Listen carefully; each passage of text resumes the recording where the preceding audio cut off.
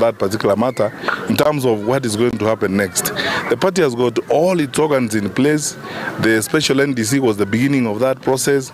Several activities will take place: recruitment, reforming of the party, reorganization, and then the process of choosing a presidential candidate will happen in the party. What I am doing myself is campaigning among as members of Jubilee, because you'll have to be nominated first of all by the members of the party. And I'm talking to the members of Jubilee at the grassroots level. I have started this. This is the first of a series of 47 such meetings I'm going to have across the country. I'm going to meet Jubilee members in every county in Kenya, go to every villages where I can find members of Jubilee. As I encourage them to register, I also ask them to consider me for the formal and official nomination when they nominate their candidates, including their candidate for the presidential contest. So that's what I can say at the moment. And you can see the work has begun. That's what the NDC said last week, and that's exactly what we are doing. On the issue of the opposition,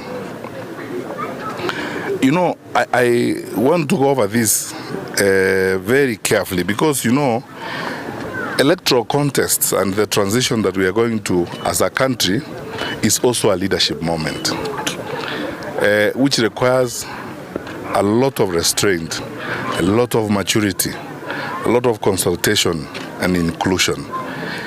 Building unity and cohesion in a political framework takes time. It's not an easy matter. If you reflect, for those of you who are here, President Mwai Kibaki, Charity Ngilu, the late Michael Wamalwa Kijana, Mheshimiwa Raila Odinga, and all those who are involved in forming NAC, it just didn't happen suddenly. It took time. It's a long and painstaking exercise of building alignment of visions, alignment of perspectives, convincing one another, and building cohesion and bringing people together. These matters are weighty issues. You're talking about the leadership of the nation, individuals and parties and groups that come from diverse backgrounds, that sit down over long periods of time to argue and even harmonize their perspectives to get to a point where they say, okay, this is the platform now we have agreed on, and this is the way we are going to go forward, and this is how our team is going to look like. Sure. So that patience that is required is exactly required now. You know, I've said in other environments before that our patience will be tested, our perseverance will be tested, our sense of patriotism will be tested, but we must overcome those temptations and work together, because the people of Kenya expect that their leaders will work together. So I don't want to go into, because the infrastructure we have in the opposition is already actually laid out. We have two conveners of the team, Honorable Martha Karua and Honorable Kalonzo Musyoka. We have an official spokesperson who heads the secretaries now, the Honorable Dr. Muhisa Kitui. And then the other structures that already have been set up, the Honorable Kipruto Kirwa heads the Coalition Building Committee, and he has drawn in a lot of, you know, other people and leaders from other walks of life. It's an institution, so we have to act in an institutionalized manner.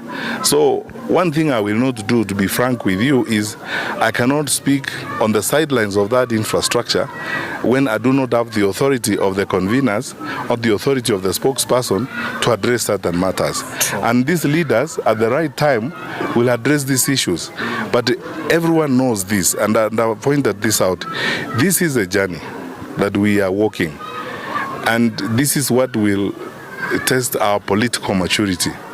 It will test our leadership skills, our sense of inclusion, and our patience.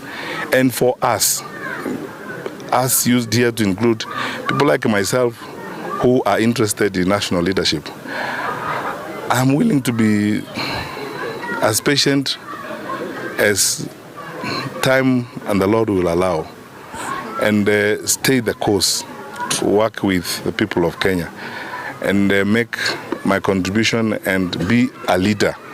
So I wouldn't jump at things or make conclusions or speak about this or that. The arguments you see are actually good if you look at them from a positive point of view. Just imagine we were in a country where the thinking of one person rules the day and is the way everyone goes. Fortunately, and thank God, we chose democracy, and because we are a democratic environment, no leader can choose a party for another leader, and no leader can choose a leader for the people of Kenya. So it's a democratic process that is going on. It will get us time to get there, all of us.